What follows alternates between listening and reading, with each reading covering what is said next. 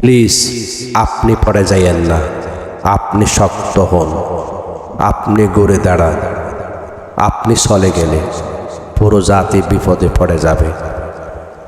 শত শত ছাত্রের রক্তের বিনিময়ে অর্জিত 5ই আগস্ট, এত শহীদ, এত রক্ত, এত ত্যাগ শুধু একটা পরিবর্তনের জন্য। পুরো জাতি চাতক পাখির মতো তাকিয়ে আছে। ওরা বিগত 54 বছরের গতানুগতিক রাজনীতি থেকে বের হতে চায়। আপনি পারবেন, আপনার ইসলামের দলগুলো পারবে।